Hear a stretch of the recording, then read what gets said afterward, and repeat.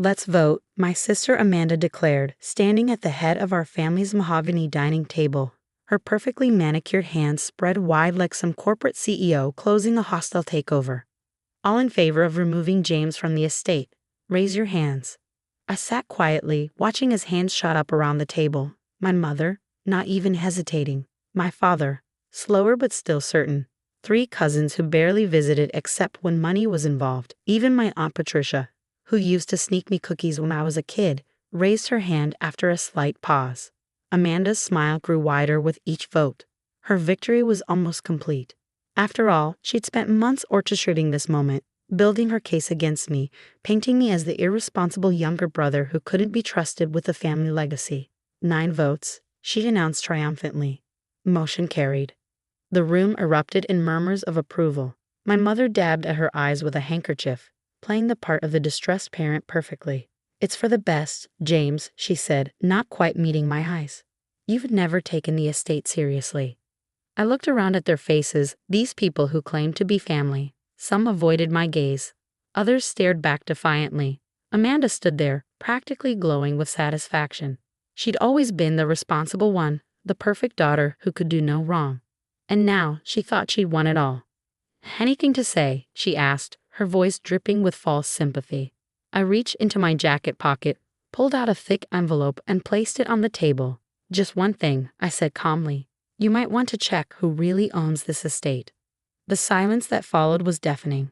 Amanda's smile faltered slightly as she reached for the envelope. What are you talking about? The estate belongs to the family trust. Open it, I said, leaning back in my chair. Her hands trembled slightly as she pulled out the documents.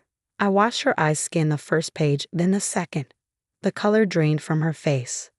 This can't be right, she whispered. What is it? My father demanded, reaching for the papers. The deed, Amanda's voice cracked. It's in James's name. All of it, the house, the grounds, everything. Now it was my turn to smile. Grandpa transferred everything to me 6 months ago, I explained, my voice steady. Right before he passed. He knew exactly what you were planning, Amanda. The chaos that erupted was almost beautiful. My mother gasped, my father started shouting, and Amanda just stood there, papers shaking in her hands, her perfect world crumbling around her. You're lying, she finally managed. This has to be fake. I pulled out my phone and opened my banking app. Would you like to see the transfer records? Or maybe the security camera footage of you going through Grandpa's office last week, looking for documents you thought existed. She flinched. Bahar. That's right, sis. I know all about your little late-night searches, just like I know about the money you've been siphoning from the estate accounts for the past year. More gasps, more shocked faces. My father slumped in his chair, suddenly looking very old. You can't prove anything, Amanda hissed, but her voice lacked conviction.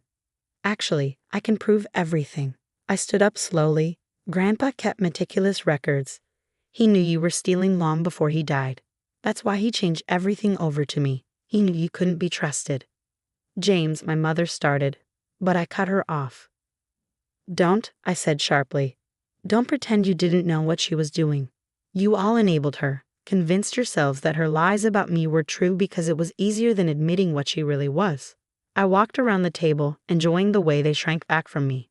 For years, I watched you favor her, excuse her behavior, believe every word she said about me. The irresponsible one, the troublemaker, the black sheep. Meanwhile, she was the one stealing from all of you. Amanda's face had gone from white to red. You ungrateful little. Careful, I warned. You're in my house now.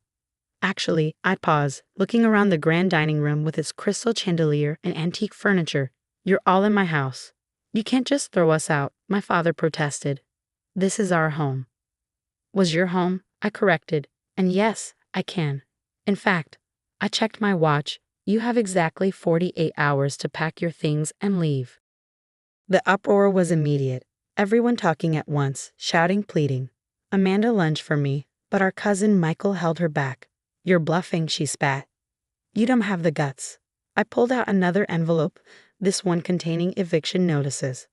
Try me. James, please. My mother was crying now, real tears this time. We can work this out. We're family. Family? I laughed and the sound made them all flinch.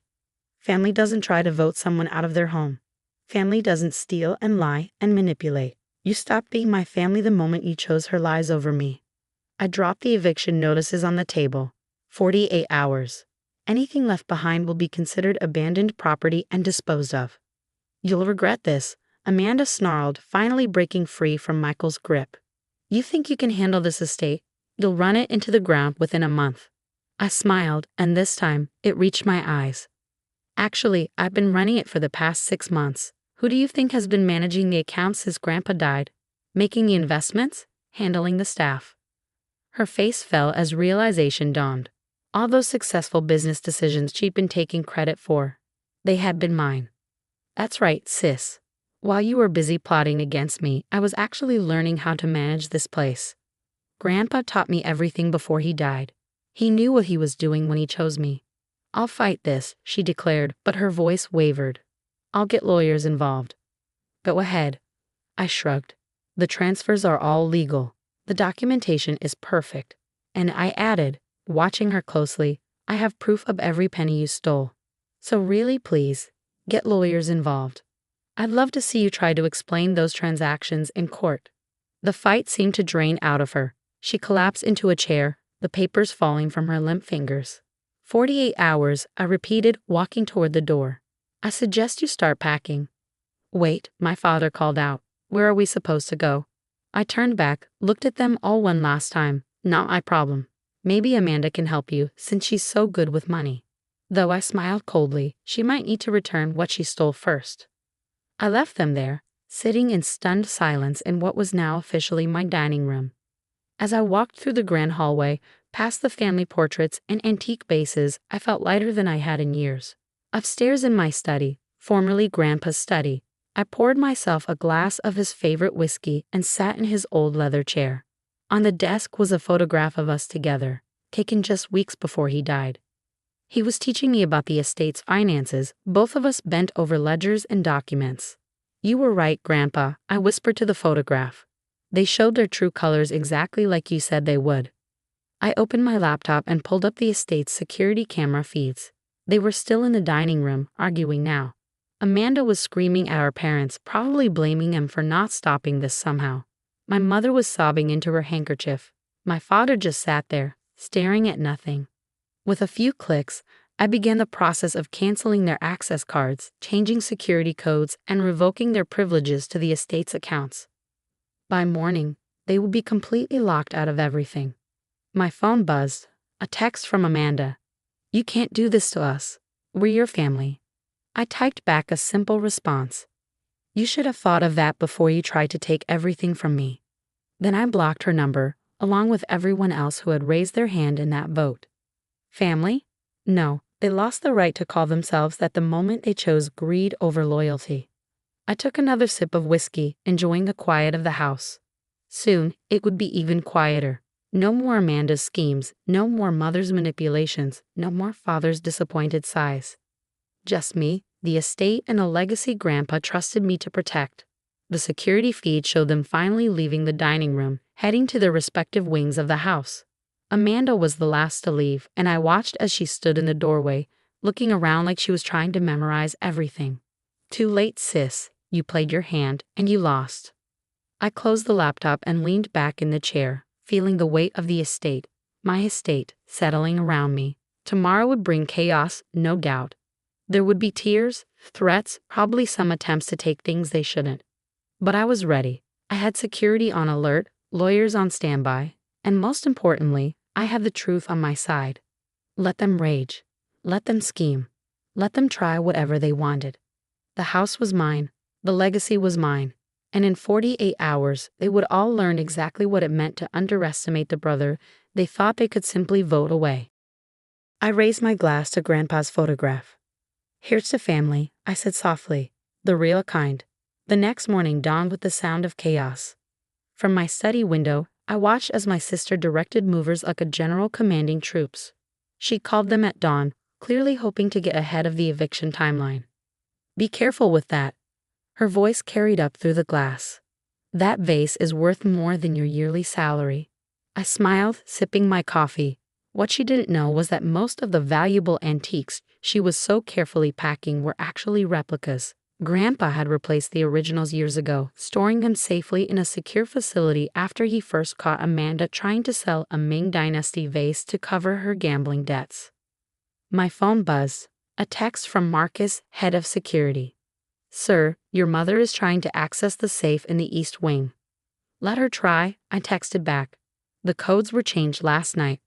Right on cue, my mother's frustrated scream echoed through the house. I checked the security feed on my laptop just in time to see her pounding on the safe door, her face red with exertion. The family jewels she was so desperately trying to reach. Also relocated months ago, with Grandpa's blessing. The safe now contained nothing but old paperwork and a single note. "Did you really think I wouldn't protect what matters?"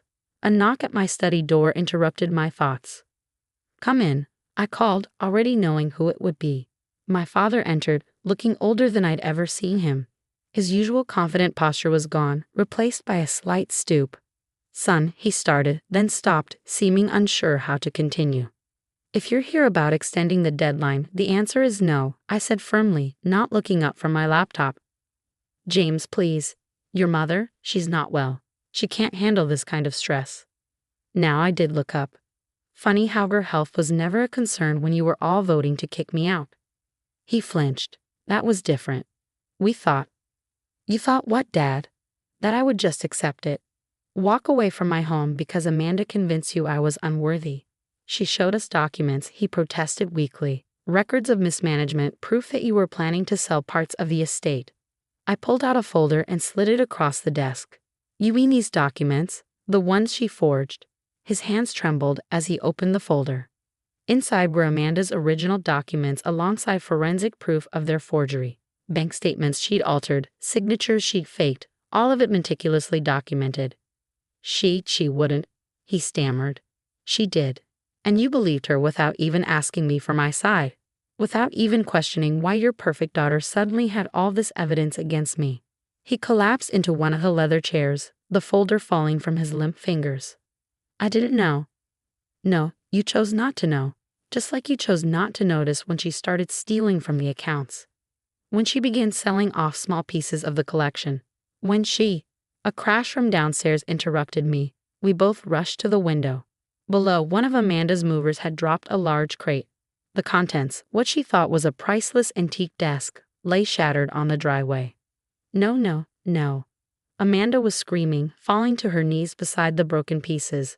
"Do you know how much this was worth?" I opened the window. "About $50 from Restoration Hardware." I called down. "The original is in storage." She looked up, her face contorted with rage.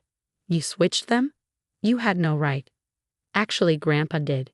Years ago. Right after you tried to sell his favorite armchair to cover your casino losses." Her face went white. Behind me, I heard my father's sharp intake of breath. "Casino losses?" he whispered. "Oh, didn't she tell you?" I turned back to him. "Your perfect daughter has quite the gambling problem. She's been stealing from the family for years to cover her debts. Want to see the proof of that, too?" He shook his head, looking sick. "I've seen enough." Another scream from downstairs, my mother presumably discovering another safe she couldn't access. The sound seemed to snap my father out of his daze. "What do you want, James?" he asked quietly. "Money? Control? Name your price to stop this." I laughed, and the sound made him flinch again. "You still don't get it, do you? This isn't about money. This is about truth. About consequences. About family. We are your family." "No," I said softly. "You're just people who share my DNA. Family doesn't do what you did. Family doesn't betray their own based on lies." He stood up, straightening his shoulders in a pale imitation of his former authority. "You can't just erase decades of history. Watch me." My phone buzzed again, another text from Marcus. "Mrs. Amanda is attempting to enter the wine cellar. Permission to intervene." I smiled. "Let her in," I texted back. "She's in for a surprise." The wine cellar, Grandpa's pride and joy, worth millions by itself, had been Amanda's true target all along. I knew she had buyers lined up, wealthy collectors ready to pay cash for rare vintages. What she would find instead was row upon row of empty racks. The real collection, like everything else of value, had been moved long ago. I turned back to my father. You should go help your daughter. I think she's about to have a breakdown in the wine cellar." As if on cue, an anguished wail echoed through the house. Father rushed out, leaving me alone in the study once more. I sat back down at my desk, opened a hidden drawer, and pulled out Grandpa's last letter to me. I'd read it so many times the paper was starting to wear out folds. "My boy," it began. "By the time you read this, they will have shown their true colors. It breaks my heart to be right about this, but at least I can protect you from what's coming. The estate is yours now, not just legally, but rightfully. You understand what it means to be a true guardian of our legacy, not just the money or the possessions, but the principles, the honor, everything they forgot in their greed." A soft knock interrupted my reading. Looking up, I saw Sarah, our old housekeeper, standing in the doorway. She'd been with the family for 40 years, seen all of us grow up. "Master James," she said softly, "the staff would like to know, are we to leave as well?" I shook my head. "Of course not, Sarah. You're more family than they ever were." She smiled, relief evident on her face. "Your grandfather would be proud," she said. "He always knew you were the one."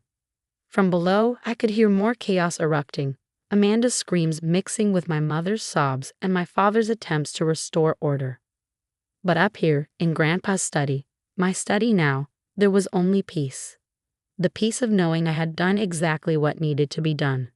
The clock struck 10, 38 hours until they had to be gone. Let them rage. Let them cry. Let them finally face the consequences of their actions. I had an estate to run. The second day brought storms, both outside and in. Rain lashed against the windows as Amanda made her final desperate play. She arrived at breakfast with her lawyer, a sharp-faced man in an expensive suit who looked entirely too pleased with himself. "This is Mr. Davidson," she announced, strutting into the dining room where I was calmly eating my toast. "He has something to say about your so-called ownership." I didn't even look up from my morning paper. "Does he now?" Davidson cleared his throat, placing his briefcase on the table with theatrical precision. "Mr. Harrison, I'm afraid there are some irregularities in your grandfather's transfer of property. We have reason to believe the documents were signed under duress." Now I did look up, but only to take a sip of my coffee. "Is that your professional opinion, Mr. Davidson, or just what my sister paid you to say?" He flushed slightly but pressed on. "We have witnesses who will testify that your grandfather was not in his right mind in his final months. That you took advantage." "Stop," I cut him off, finally setting down my paper. "Before you continue this little performance, you might want to check with your firm's senior partners. Specifically, Mr. Whitman." Davidson's confident expression faltered. "How do you know Thomas Whitman? He was Grandpa's lawyer for 30 years. Still is my lawyer, actually. In fact," I pulled out my phone, checking the time. "He should be calling you right about." The lawyer's phone rang right on cue. I smiled as the color drained from his face while he listened to what I assumed was a very uncomfortable conversation with his boss. Amanda watched in growing horror as her lawyer's professional demeanor crumbled.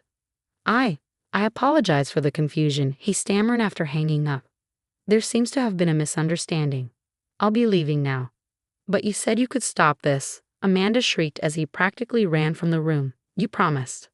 "Your lawyer shopping days are over, sis," I said, returning to my paper. "Every firm in the city knows the situation. None of them will touch your case." She slumped into a chair, her designer outfit wrinkled from stress. "Why are you doing this? What do you want?" "What do I want?" I folded the paper carefully, giving her my full attention. "I want you to understand what it feels like to lose everything, to have your whole world pulled out from under you by someone you thought you could trust. I never. You did exactly that. You tried to take everything from me. The only difference is I actually had the right to take it back." A crash from upstairs interrupted us, the sound of something valuable breaking. Probably Mother, still trying to pack in a panic. "They'll never forgive you for this," Amanda said, her voice low and venomous. "None of us will." I laughed. "Forgiveness? From the people who were ready to throw me out on the street? I think I'll survive without it." She leaned forward, desperation clear in her eyes. "What about the staff? Sarah? The gardeners? The maintenance crew? You're putting their jobs at risk too. Actually, they're all staying. Unlike you, they've proven their loyalty. They're getting raises, in fact. Grandpa left specific instructions about taking care of the people who really keep this place running. That hit her hard. The staff had always been her biggest weapon, threatening their jobs whenever she needed to manipulate a situation. 24 hours left, I reminded her. Better finish packing. She stood up so quickly her chair toppled backward. This isn't over. Actually, it is, but feel free to keep telling yourself whatever makes you feel better. As she stormed out, Sarah appeared with a fresh pot of coffee. More coffee, sir. Thank you, Sarah. I held out my cup. How's the packing going upstairs? She shook her head sadly. Your mother is not taking it well. She's convinced some of the paintings are still in the gallery. The ones Grandpa donated to the museum last year? The same. She's been staring at the empty walls for hours. I sighed. Part of me, a very small part, felt a twinge of sympathy, but then I remembered all the times she'd stood by silently while Amanda tore me down. All the times she'd enabled the lies and manipulation. Has security dealt with Father's attempt to access the garage? Sarah nodded. Marcus caught him trying to take one of the vintage cars. He seemed to forget those were transferred to your name as well. The cars had been Grandpa's pride and joy, a collection worth millions. Father had always assumed they'd be his one day, despite knowing nothing about maintaining them. I, on the other hand, had spent countless hours with Grandpa, learning about each one, helping him restore them, understanding their value beyond just their price tags. Sir, Sarah hesitated, there is one other thing. We found Miss Amanda trying to access your grandfather's computer in the study. I was on my feet instantly. What was she looking for?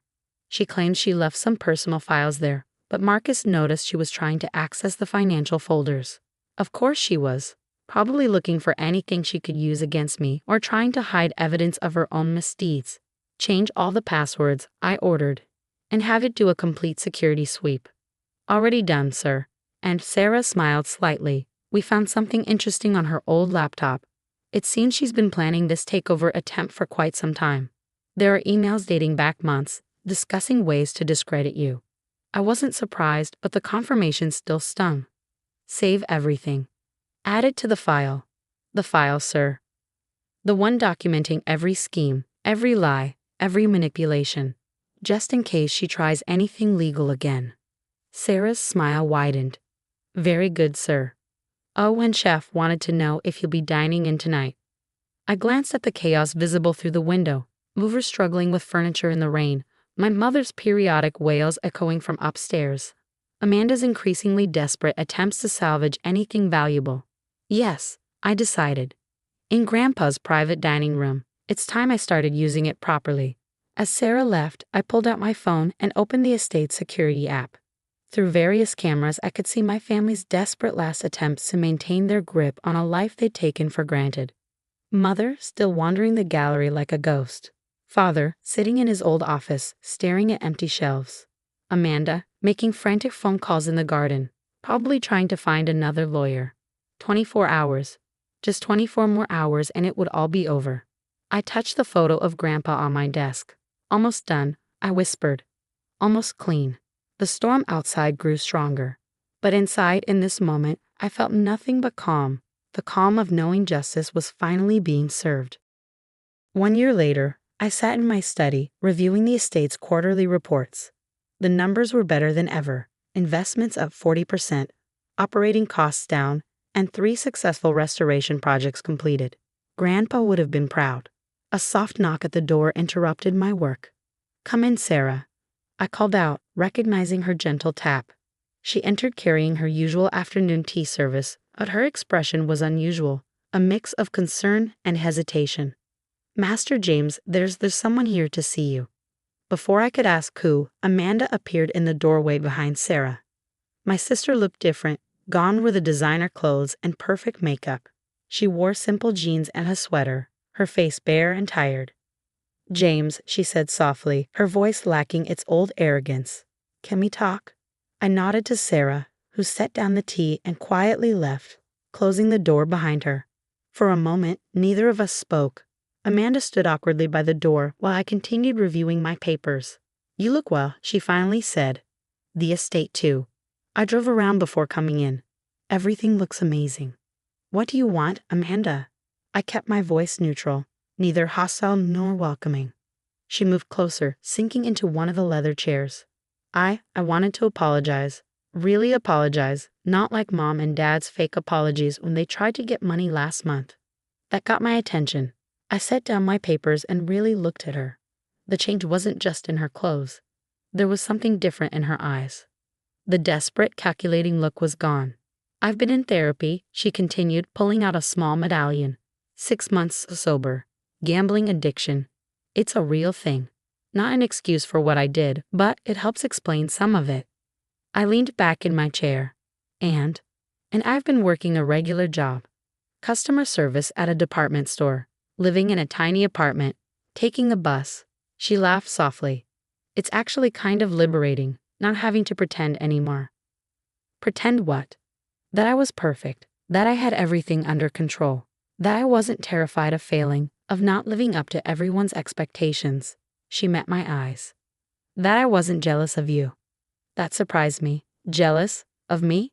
You were the golden child. Yeah, the golden child who had to steal and lie to maintain that image. Meanwhile, you just were yourself. Grandpa saw it. He loved you for who you were, not what you pretended to be. She reached into her bag and pulled out an envelope. I found these while packing up my apartment. Thought you should have them. Inside were old photographs, me and Amanda as kids, playing in the garden, building sandcastles, her teaching me to ride a bike. Happy memories from before everything went wrong. Remember when we were actually siblings? She asked quietly. Before money and status and everything else got in the way. I nodded slowly. We were quite a team back then. I miss that, she whispered. I miss my brother. I studied her face, looking for any sign of manipulation, any hint of the old Amanda trying to scheme her way back in. But all I saw was exhaustion, regret, and something that looked a lot like hope. I'm not asking to move back, she said quickly, or for money. I just want my brother back, even if it's just coffee once a month or a text now and then. I stood up and walked to Grandpa's old bar cart. I poured 2 glasses of water, not whiskey, noting her sobriety chip, and handed one to her. Coffee, I said finally, once a month, neutral location. We'll see how it goes. The smile that broke across her face was genuine, not her old calculated grin, but the real smile I remembered from those childhood photos. Thank you, she said softly. As she left, I watched her through the window, walking down the long driveway instead of driving.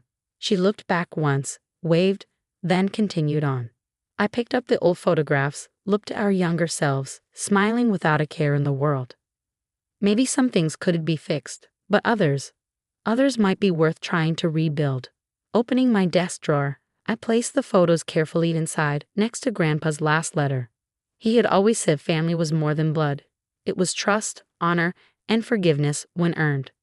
Maybe, just maybe, Amanda was finally ready to earn it back. The estate would remain mine, the boundaries clear. But perhaps there was room for a different kind of restoration project, one that had nothing to do with antiques or investments.